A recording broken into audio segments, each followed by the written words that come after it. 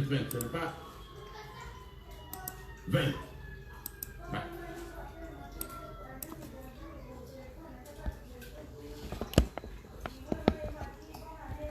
Allez. Bonjour bandeko. Bonjour na pesi bino mbote. Ngai ndeko na bino comme d'habitude boyebinga déjà Ernest Fio Tulumbu banitiki. Bandeko pour l'information na ba toujours que ngai Ernest Fio Tulumbu banitiki nazala journaliste était et na lipe politicien était. Mais na li congolais zaïrois ana souci en mboka ndenge mboka na biso ba bebisi yango. Mboka eza ko beba na ndenge moke bino so bozo mona lelo ki tozo souffrir. Yango na ekoloba lelo tozo information. Pour battre maintenant na rate hésitation. Nazo confirmer même que Roubero akufi ya solo. Roubero aza akufa. Mais balinko loba yango te. Na explique na ndeni. Omoni attaque salam na ndaka Roubero et salam meneni. Ezala ba Rwanda mususu bana attaque Kigali. Bazali contre Paul Kagame, bali contre makambo esa mana mboka na biso. Et ba Rwanda wana bazali travailler en collaboration na ba Congolais. Sikoyo infiltration salami na KTP et occupation to côté lipe bango. Ozomona. Roubero akufi ya solo. Sur vidéo na la samno calamité. Roubero so botali na vidéo na azana suka kuna na vidéo pour tozu vidéo alati couper na ba catch. Eza Roubero. Mais baboko loba pourquoi? Baboko loba parce que so ba lobby en sikoyo. Et quand influencer ba Congolais sur Kinshasa, to tellement to attaquer bango. Pendant empêcher yango ba ça la sécurité, ba empêcher le Kamwana. Je vous confirme encore que Roubero aza kufa. Azwa ki masasi, mais ba évacuer corps nae. Zok. Ba évacuer côté Tanzanie kuna, ba côté nini kuna. Donc, vous allez sûr et certain que Roubero avait kufa. Avant la banda, na look nos vidéos, bon mona, na l'accès à extrait d'ango, comme ça tu continues à solo mususu. C'est là. Na look nos vidéos ango, so na zui na telebino, tali ango, comme ça va parler. Roubero aza kufa bandeko. Il faut oser la champagne, mais la champagne, Roubero ba komona elle souté, il est mort. Azwa ki mama sasi.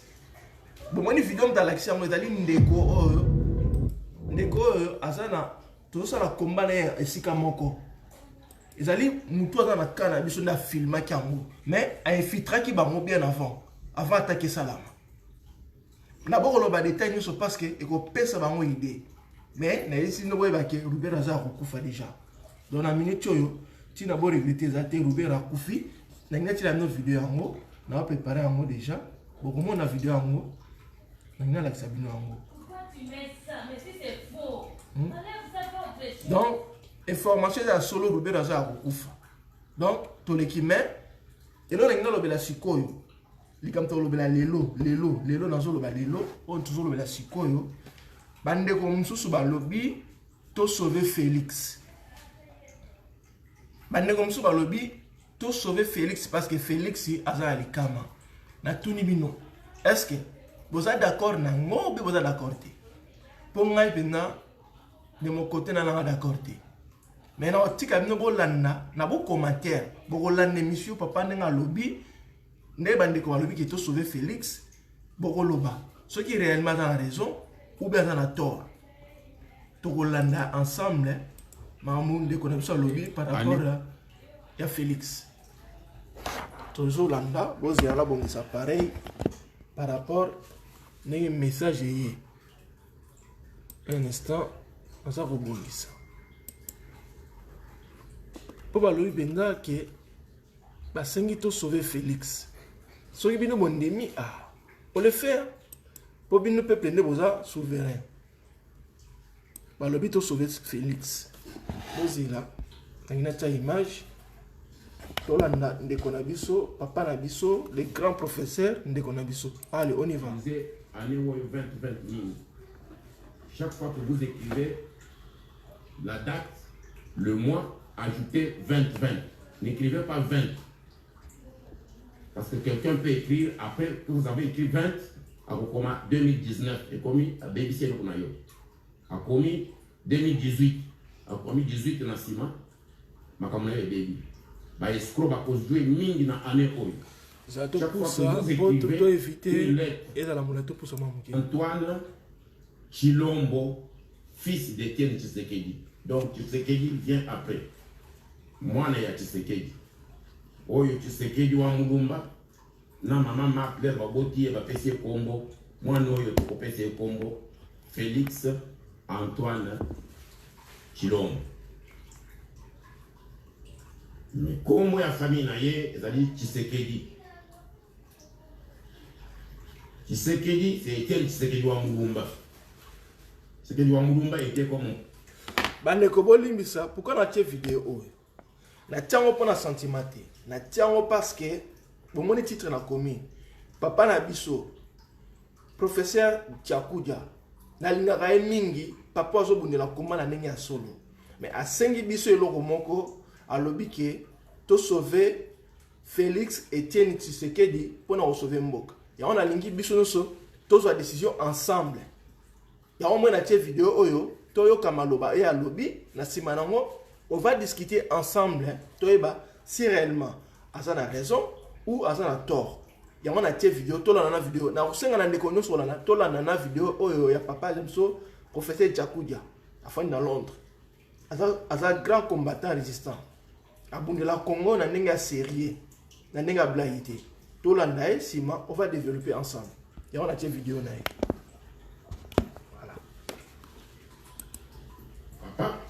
Il était comme mon frère, il était comme étant mon compagnon, donc mon collègue de lutte. Azaki leader na biso, mais biso nyo so totonga i dépêche ensemble. Totonga i loko wana ensemble na ba 13 fondateurs. Bango na kati biso di banda. Ma mémoire va tout droit à la famille de mon frère, mon ami et mon compagnon Gilbert Chimanga Mundela, qui est tombé à Nairobi il y a un jour ou un jour et demi. Bon, qui n'est pas lobby Gilbert, on a papa Gilbert. Il est conseiller principal. Il y a Chilombo, Félix Chilombo. Au Babomé Nairobi kuna. Bon, tu me côté Rwanda. Il y a Tangier, Ayebiye, il y a un jour de Belaye. Donc, Tolanda pendant sengi Tolanda. Message oyo calmement to raisonner to réfléchir ensemble to kamalo papa lobby bon to sa décision pour moi zo lobeza ma mona landeli yango ma de pringa na 8 ans na la landi vidéo de A à Z et bandeli na suka et on a dit non avant to sa décision il faut to partager na bande konyo sur Congo to yo kama papa lobby comme ça to sa na c'est la point de vue na déjà pour ngai na part na normalement na lobby o eleki Nakata Congo et autres la suko na minute oyo makambo Félix Asali parce que biso ba congolais to qui décision que le 30 décembre 2018 to si la nana ba to ba monta se passe mais Tshisekedi nani moi na papa Tshisekedi Félix il y a ko prolonger asa moi na muketi asa bébé à 2 ans 3 ans asa mon colo responsable vraiment a même ko diriger parti à papa na IDPS suko ba lobby qui to sauver. Il y a une vidéo, on a 5 vraiment bon négliger vidéo. Bon la nango, bon la namaloba, nous si mané to développer ensemble. Tous en conclusion, ensemble na bino. Tout là.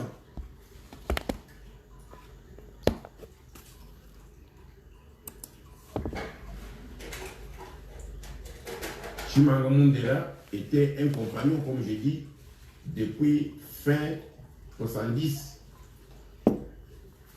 Et depuis fin 80 jusqu'à aujourd'hui. Il m'a reçu plusieurs fois à Washington pendant que j'allais pour des missions assez compliquées du temps de Mobutu. C'est Chimanga qui venait me prendre à l'hôtel, qui m'amenait dans son petit bureau à Washington. Nous discutions beaucoup de choses et il me disait toujours Kinshasa veut vous parler, Kinshasa veut vous parler. Ça c'est les années 90. Chaque fois que j'allais dans des missions de lobbying contre le système de dictature de Mobutu pour voir les Américains, et surtout quand il y a eu la crise belgo-zaïroise entre Mobutu et les rois de Belge. Donc j'ai effectué plusieurs missions à Washington, à New York, à Ottawa, à Québec. Et chaque fois que j'arrivais à Washington, Chimanga venait me prendre avant que j'entre au département d'État. Je prenais certains conseils chez lui. Et je faisais tout. Des fois, je lui dis non, je t'amène pas au département d'État, il faut que j'entre dans mon corps. Et quand je sors, vous viendrez me prendre à l'hôtel et puis je vous dirai quoi. Et des fois, on allait dans son petit bureau, des fois avec mon épouse. Et mon bébé à l'époque, qui est aujourd'hui journaliste, est marié.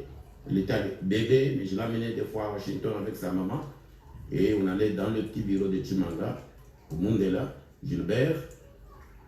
Et on traitait beaucoup de choses avant que j'entre au département d'État. Donc, paix à son âme. Ça me fait mal au cœur que les Tutsis ont ciblé sur un grand des Congolais. Gilbert était quelqu'un qui avait des entrées aux États-Unis. Vous avez vu les tweets de l'ambassadeur américain tout à l'heure là. Gilbert connaissait très bien les entrées des Rouberois parce que le baston des Tutsis de Washington, c'est géré par Rouberois. Et voilà, ces gens se sont arrangés pour aller tuer Gilbert Chimanga Mundela, là où ils avaient fait leur deal, leur faux deal là. C'est Nairobi. Vous vous souvenez de Genève, après Genève, Kamere a pris Fachi, qui venait de faire une déclaration. Le changement passe par Martin Fayulu. La nuit, sinon on n'a pas dormi, on lui a fait dire tout, on l'a amené vite à Nairobi. C'est là où on a fait le deal. De Nairobi, ils sont entrés à Kigali nuitamment, ils ont fait des histoires et Nairobi était leur centre. Et quand ils ont pris le pouvoir, il y a eu un seul président à Kinshasa, c'est le président kenyan. Aujourd'hui, Chimanga Mundela, l'œil des Américains autour de Chilombo tombe où ça? À Nairobi, ça doit vous dire quelque chose. Il faisait quoi là-bas? Il n'y a que Dieu qui le sait. Paix à son âme, nous avons perdu un grand homme. Avant qu'il soit conseiller de Chilombo, il est quand même notre frère, notre compagnon. Et j'ai des larmes aux yeux d'entendre que Chimanga Mundela va mourir après autant d'années aux États-Unis, à Washington, avec toutes ces entrées qu'il avait à Washington. Chimanga Mundela va mourir où ça? À Nairobi, le lieu de crime contre le Congo. C'est là le bastion de Tutsi Power, c'est Nairobi. S'ils ne sont pas à Washington, ils sont à Nairobi ou à Kigali ou à Kampala. Et Nairobi, c'est leur nid. Alors ils ont compris qu'il faut cibler ce monsieur-là. On ne l'a pas eu dans l'avion Antonov, mais maintenant nous devons le tuer ici. Parce que lui, les sanctions, pas sanctions américaines, Chimanga le savait. Il faut lire le tweet de l'ambassadeur américain qui est sur mon mur Facebook. Il a tout dit dans ce tweet-là. Et les Tutsis l'ont ciblé pour laisser Chilombo seul. Dans un Kobanga, tout ça veut dire Kamere, Rouberois, Kabila, Kagame, de Nyarugabo, tout le monde a ciblé Chimanga Mundela et l'ont tué. Mais ils veulent garder notre pays sans nous. Aujourd'hui, je viens vous parler de Chilombo, le fils de Ken Tshisekedi, devenu président du Congo par les deals de Nairobi, les deals de Kamere et de Tutsi. J'ai suivi Maman Mungal, une combattante de France, hier. J'ai suivi plusieurs fois certains compatriotes. Et j'ai suivi la déclaration de Kabound qui disait qu'on a âgé. La réunie à un certain moment, combattant, il y a eu des pestes. On a dit qu'on a âgé. Mais la nuit, a été convoqué na Kingagati, rapidement amené à Kigali, et il est revenu, ce n'est plus le même Kabound, déplumé. Mais Kabound a Kigali, na Kabound a zongi lelo, quelque chose a changé. C'est plus la même personne. Mais na Kigali, il y a une vidéo. Kagame a dit, ah bon, il y a tokonagé. Bino, est-ce que vous gagnez l'élection? Vous évitez ce que nous avons, ce que tu l'envoies signer. Il y a des choses que toi, Kabound, tu ne connais même pas. Biloko, tu l'envoies ça. Yo, il y a bien l'oignon. Biloko, yo te pèse, to salaka na ye pour te pèse et loko. Yo yebi yango. Zela. Balakisi vidéo moko. Balakisi kabunde vidéo par Kagame. Vidéo wana Chilombo est nu. Bien passé les monios basala kaye. Bazalaki ko filmer yango. Balakisi Chilombo nu. Baza ko sala ba cérémonie. Baza ko zoyer na seya de sexe na ye, baza ko tirer ba bilo. Na mutu na ye baza ko tirer ba soki, baza ko zo manzaka, pe baza ko sala ba cérémonie avant ba essayer pouvoir yo ba pesa ki la batus. Parce que c'est pouvoir wana. A s'engager na makambo mingi, ba ko tsena makambo mingi. Donc biloko nyonso wana c'est l'occultisme ya batusi pour dominer mboka na biso. Maman wana yeko révéler makambo wana oyo ngai na yebaki déjà avant. Mais comme je ne crois pas à l'occultisme, nazali toujours le colora non, non, non, non.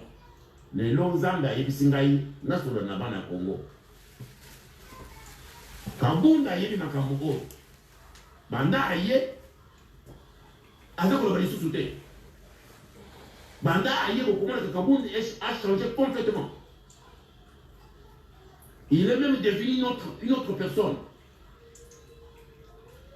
Donc, Batu Oyo, Bakotisi Chilombo, na occultisme, où il y a celle que Chilombo a dit Moumbo. Donc, le Chilombo que nous avions, fils de Tshisekedi qui disait, Batu Oyo, Nazali Batusi Rwandais. Chilombo qui disait, Chilombo qui disait, nous avons les soucis des peuples. Chilombo qui disait des choses pendant qu'il était avec nous. Chilombo c'est mon enfant.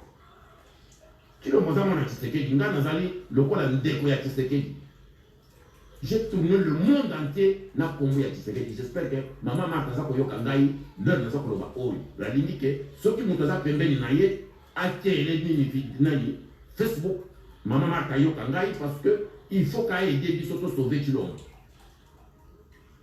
Batu babengi ngai mingi yo yebi famille ya Tshisekedi yo ozali comme ozali lokola tata leki ya Chilombo solola na Chilombo. J'ai dit Chilombo, je ne peux pas lui parler à moins que ye moko abenga ngai solola na baluba oyo bazali pembeni na ye bazwaye bakende na kabeka mwanga. Ça c'est la semaine passée. Maman na ye azwaye akende na kabeka mwanga bakenda ko travailler ye.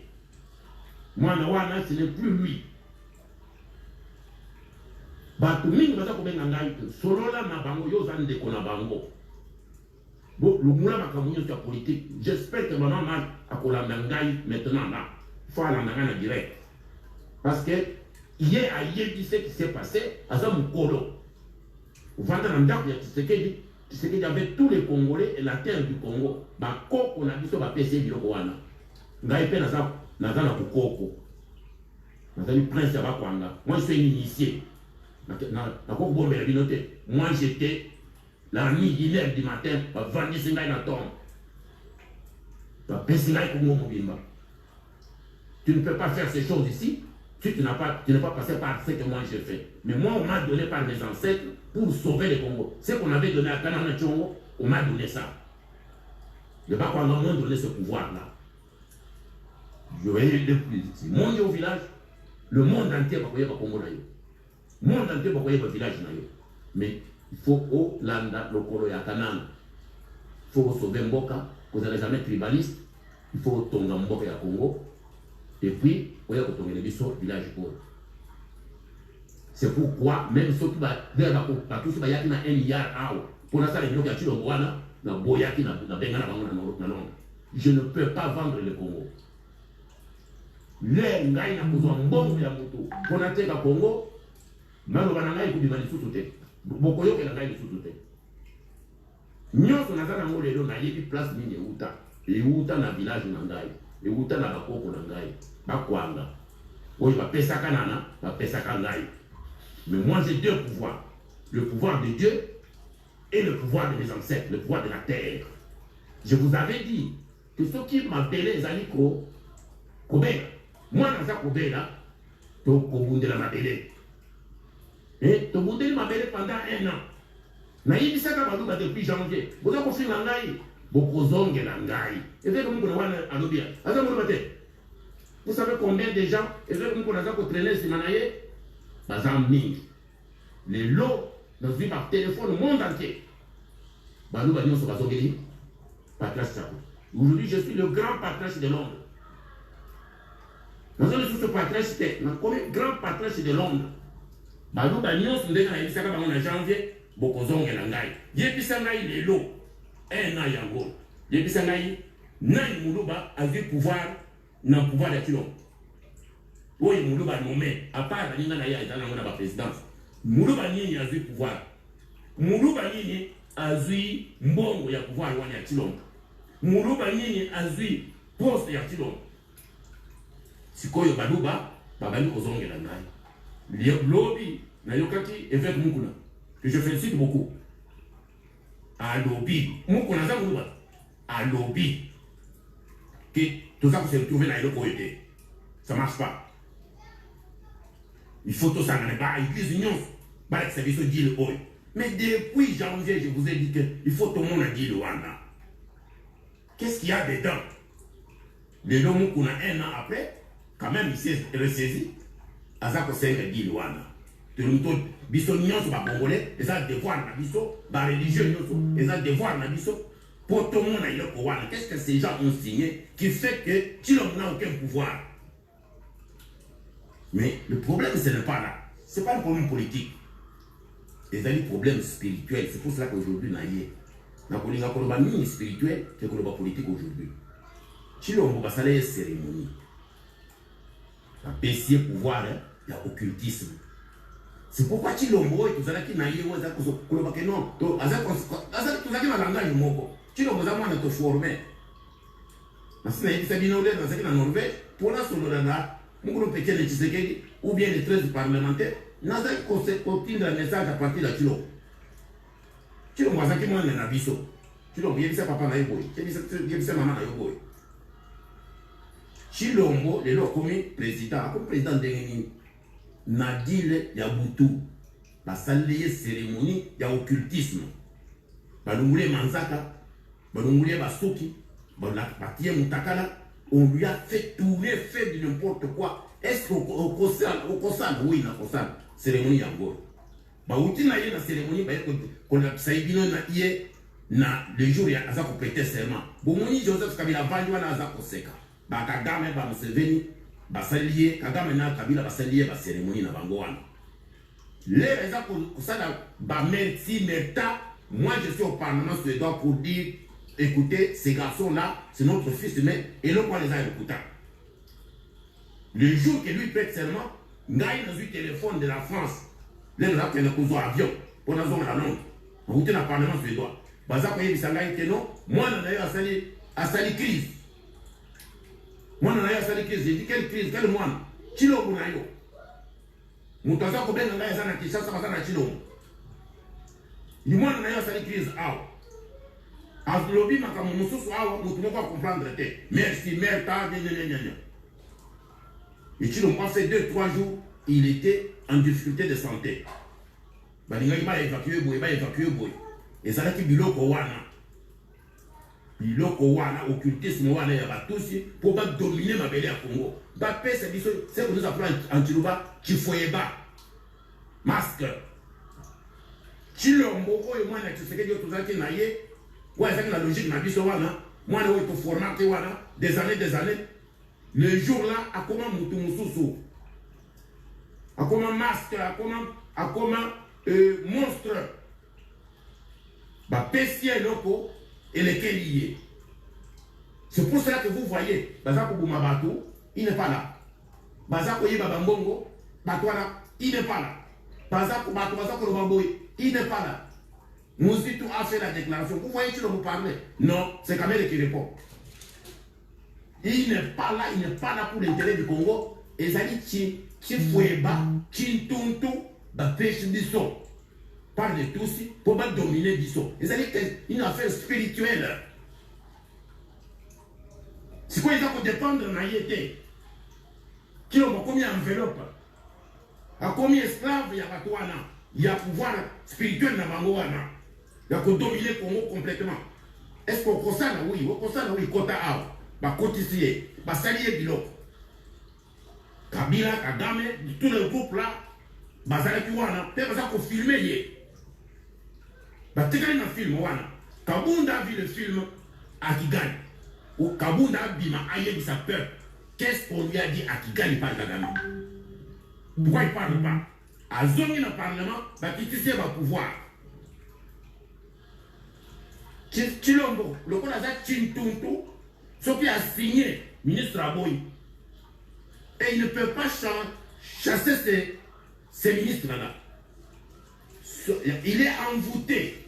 Il est dans l'envoûtement total à Batousi. Donc en envoûtant Chilombo, le Kola, Chintuntu, hein? Donc nous voyons une personne humaine, mais il n'est pas lui. C'est une autre personne. Lui-même ne comprend pas ce qu'il fait. Mais puis c'est tout ça, le béton, il n'y a rien là. Nous sommes dans une affaire, il y a occultisme, il y a tout aussi.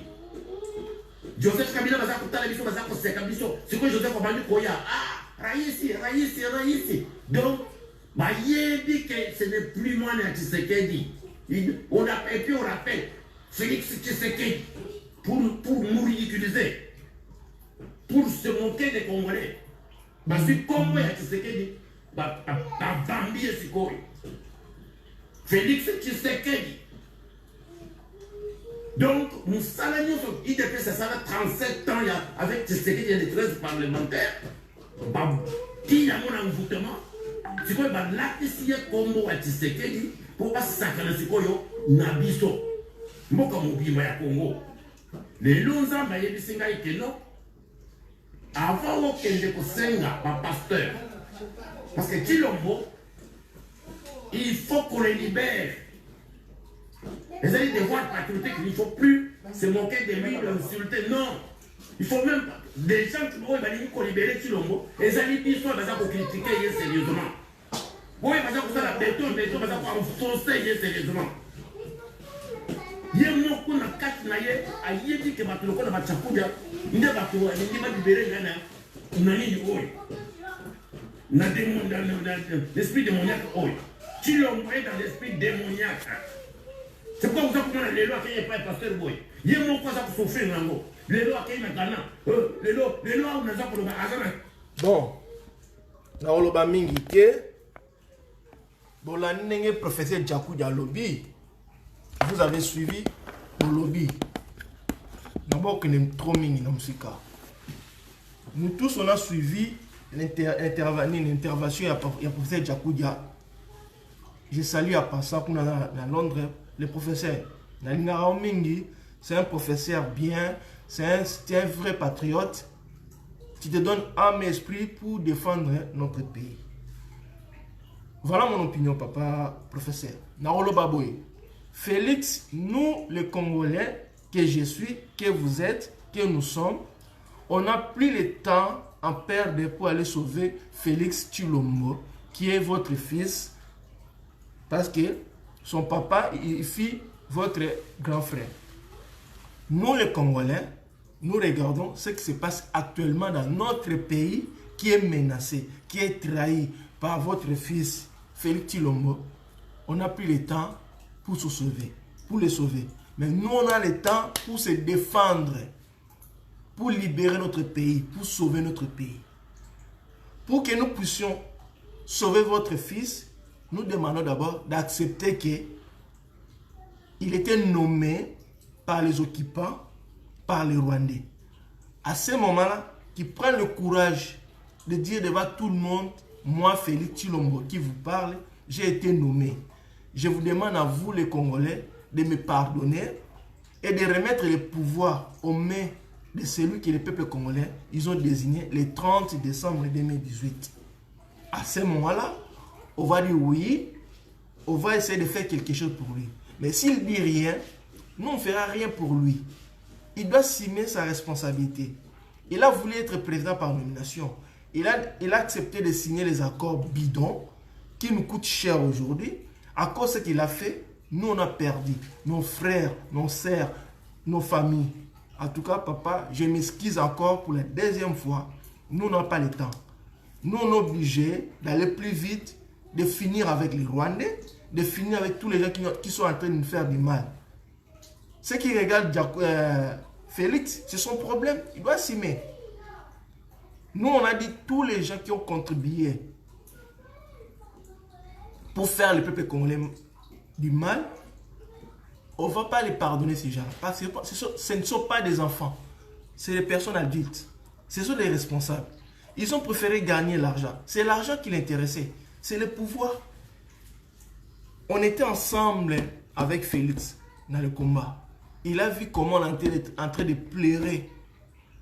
Lui-même disait tous les jours qu'on va arrêter Kabila, on va arrêter les Rwandais, on va chasser les Rwandais.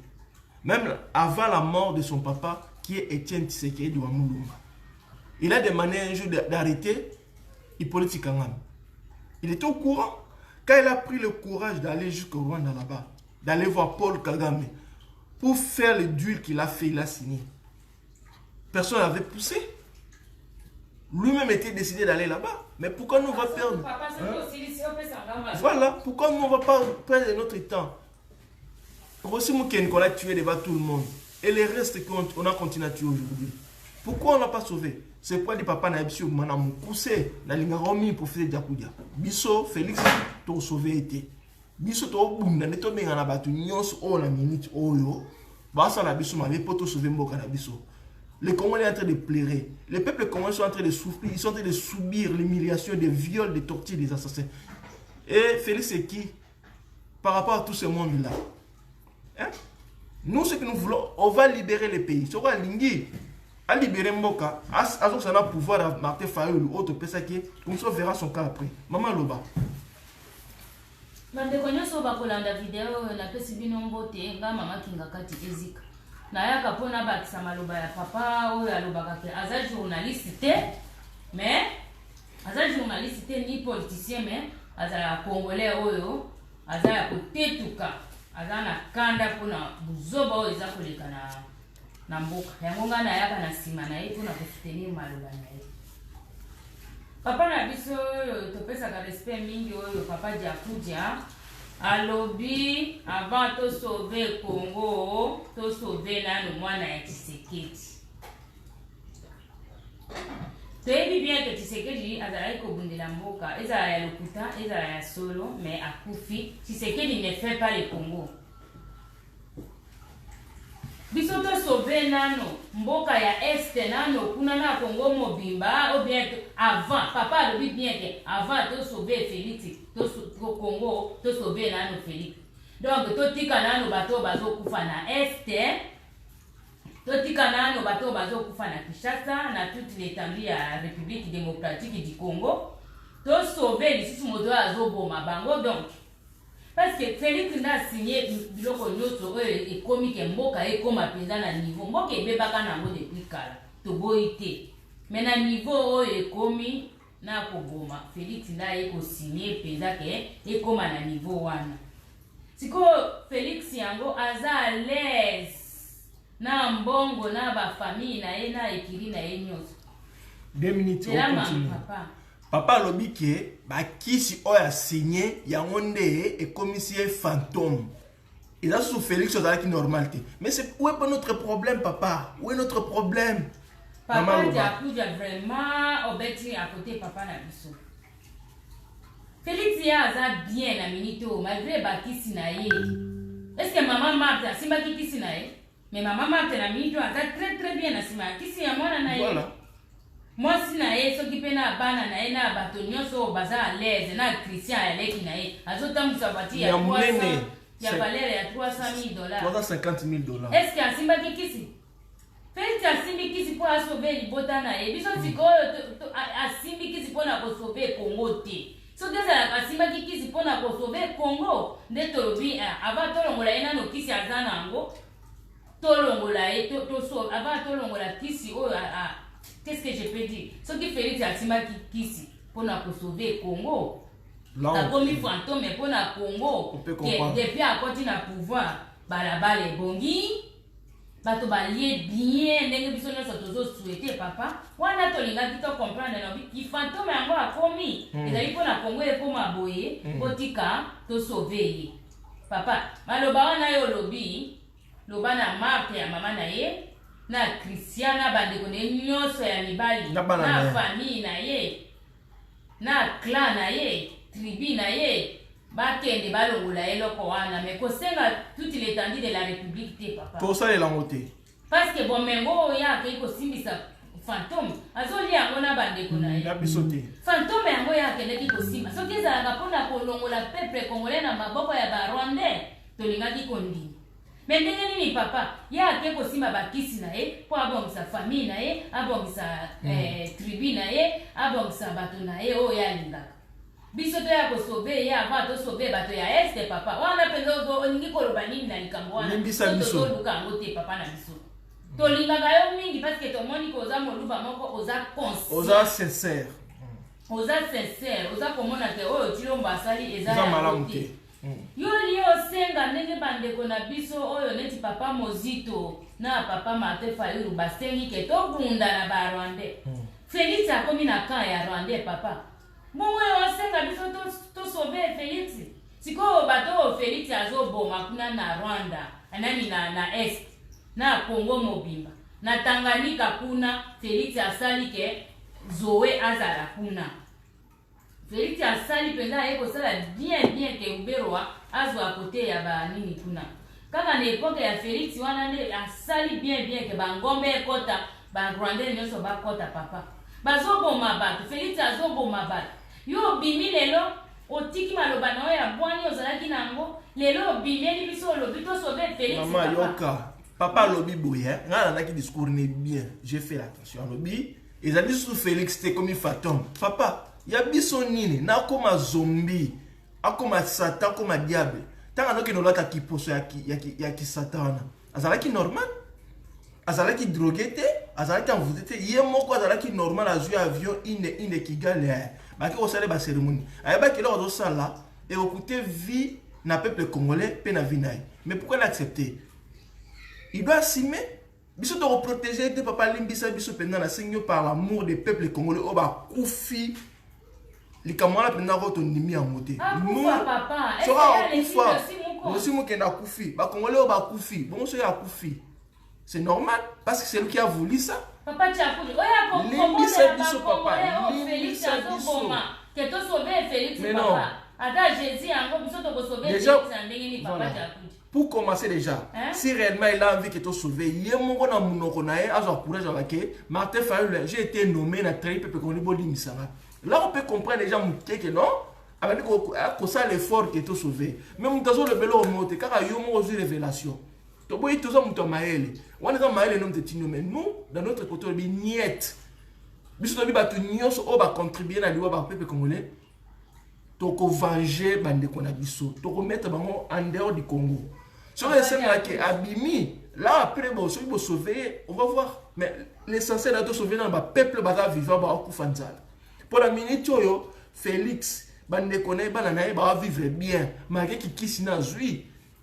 Azo subir né ba envoûtement na mais ils ont sauvé famille na. Et les Congolais bazo pas Diakoudia. Papa Diakoudia, s'il te plaît mon vieux professeur, tout ça la normal. Papa Diakoudia. Maman Loba. Biso to sauver Félix na ndenge nini papa Diakoudia yo loba na Félix akende komona amona peuple congolais oui parce que na minute o Félix soka aye komona peuple congolais groupe nyonso bayaka koyamba Martin Fayulu wana pour protéger contre les Rwandais yo lobande na Félix akende komona peuple congolais asenga bolimbisi azwa pouvoir apesa Martin Fayulu wana nde même na papa na silisa wana nda akozala sauver mais sauver oyo ozoloba na ndenge ya baluba wana papa ozomona te kozomemela biso chiluba na kati ya mboka papa mboka wana eza ya baluba te papa na biso soko olingi Félix azala sauver na ndenge ozomonela wana na prophétie oyo ozwi papa na kaka mpona Félix azala vraiment sauver mpe liloba nazoloba wana mokili mobimba baka approuve yango mpona Félix azala sauver amona peuple congolais ayebisa bango vérité aloba publiquement ke nasalaki mabe naye liboso na bino bolimbisanga tala pouvoir na bino barwandais basimbisaki ngai yango oyo opesa na moto na biso o ye moko afungola ka munoko alobi changement c'est Martin Fayulu voilà bo pesa ye po mboka aza la changer voilà wana nde Félix abiki les mêmes jours Barwandais va atteindre été biso mo to protéger biso moko peuple congolais y compris Martin Fayulu to simba ye akozala protéger sikoyo ozomemela biso ya ndenge ya chiluba te ba protéger ye bolingi bokotisa biso na nini na comment on appelle ça chiluba bolingi bokotisa peuple congolais nyonso bazala na chibao nazo comprendre eloko moko te papa tala papa oza mukolo papa na biso tolingaka yo mingi parce que oza moluba ya mayele mais comme ma biso na loyenge ya baluba wana wana comme distraction congolais nyonso aza moluba te s'il te plaît papa Tchakuti soko olingi soki vraiment que prophétie yango eza ya solo ke Félix abika libiki ya Félix na pardon oyo akosenga peuple congolais pe na bozongisi pouvoir epa Martin Fayulu wana nde Félix abiki mais oyo ozokoloba ya baluba ya ba chef coutumier wana papa na biso te papa zonga congolais wana okei na ndenge ya olingo glissé papa zonga na équilibre zonga ndenge ozalaki zonga congolais kokende na biso ya ndenge ya baluba te Congo ezali ya baluba te Tshisekedi n'a pas fait le Congo ni Félix Tshisekedi aza moto lokola yo lokola ngai oyo alatisaki ba idée na ye ke non ndenge biso tozolatisa boye ke non Mobutu akomi kokende mpe à côté boye na boye na chaque pays opposition ezangaka te donc Tshisekedi donc il cherche comment se libérer nzambe ya Congo te ni eloko moko oyo koki ko revenir ke non to sauver mwana ya Tshisekedi sikoyo nani akosauver peuple oyo bazali na est voilà nani akosauver bango papa soko olingi Tshisekedi azala sauver Chilombo azala sauver na masque soki robot oyo akendeki kolata italien moko abima liboso ya peuple congolais asenga bolimbisi azwa pouvoir alobi pouvoir oyo ngai nayibaki oyo basimbisaki ngai na kisi yango oyo bozwa bopesa yango epa changement oyo ye moko alobaki se Martin Fayulu wana nde abiki papa yo kende koyebisa biso ke bachef coutumier boye na boye est-ce que ce sont les chefs coutumiers qui font le Congo peuple likambo eza nde ya peuple ya pouvoir oyo ya pouvoir oyo ya yibi nde ekomisi ndenge wana eza même pas bakisi wana ekozala dissous les mêmes jours sans cérémonie soki ya leki cérémonie moko oyo ekolongola ye na bakisi wana eza kaka parole na ye akoleka asengi peuple pardon mpe azwi pouvoir azongisi yango epa peuple azwi apesi Martin Fayulu wana tout est réglé immédiatement ata cérémonie moko eleki cérémonie wana te papa komema biso na loyenge ya baluba te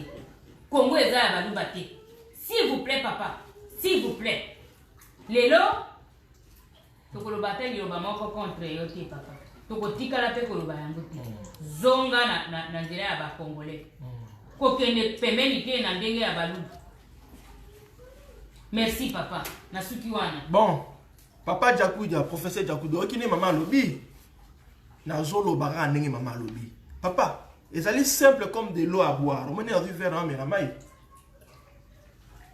Félix Okazali envoûté si c'est ça menacé na l'esprit démoniaque à lati oh Paul Kagame maintenant Museveni balati si c'est simple même pas devant Zambé même pas yemoko a son courage na a télé mais le peuple congolais na yé kosenga bino bolimbisi bo sauver ngai comment pouvoir na bino yango yo bo pesa Martin Fayulu na sengi ne bo bikisa ngai pardon papa Jakuda na ba seconde Félix abiki Congo mobimba et protéger Félix rwanda moko ta kosimba ye dans l'immédiat awazonga normal mais ça n'est pas le bien à teke yazo continuer au kangama la pouvoir na nenga encore all bakebis do e koleka te papa je suis clair e koleka te pasteur moko ata église moko eleki peuple exact so mama tika na lobana so akufa na ye nenga zali akufi na parce que ba kongoli ba kufe belé bona Félix zala ye c'est qui C'est qui? Oh. Félix Et d'accord. comme il faut sauver le Congo, il faut te sauver. Mais non, tu connais le ballon, maman. Le baki, tu connais le ballon. Ah. Félix n'est nani. So a koufi, il est moi l'inga koufa. Le choix est clair. N'a pas fait le choix dans la boumé la Congo. Il y a fait le choix à trahir Congo au bon à jouer. Où est le mal? Na mieux tu as sangi bilo à la famille na ngala bande konanga. Mais Félix a combiné document, famille ne sont sous bilo à Goliath. A sommé di basini ba ndako. A sommé ba ne ba villa. A sommé tout il a tout maintenant na miniature. Mais pour non papa, je suis clair, clair et je resterai radical dans la position de moi. Il y a ça Félix. Si réellement il a envie d'être sauvé, il n'a qu'à passer devant le peuple congolais. Oh, il a sali bango mabé. On va continuer à s'excuser. Alors la vérité, na dul ou asignaki, les peuples vont les sauver, ils vont les protéger, ils vont les pardonner. C'est tout. Et là, on peut enseigner tous les jours à moi. Même son frère Martin Fayou, il a dit ça. Félix a renoncé na deal ou a signé qui na Paul Kagame na il sera sauvé. Papa, on a grandi. Nous regardons la réalité en face. Qu'il faut non.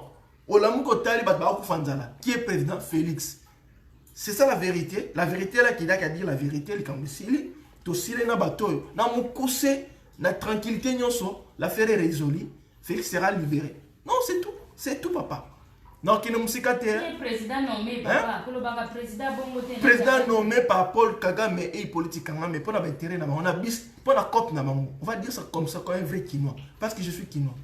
Papa, on va continuer à t'aimer tant que normal. Mais le jour où on dérapé, tu vas t'aimer la peine. Ok?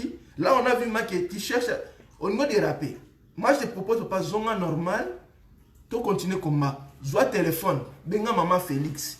Benga bana Félix. Benga bandeko Félix. Le bana bango. Félix a son courage. Aller devant peuple congolais. Soka zo bamba obete masas na Congo. Ayata ana poto. Même les États-Unis, mpeme na yo, a sali déclaration na ndap na yo. Il sera protégé et il sera pas dans l'immédiat dans la déclaration. Vraiment le peuple partout à protéger. Et l'affaire sera résolue. Ok papa. Je te demande dis à Félix.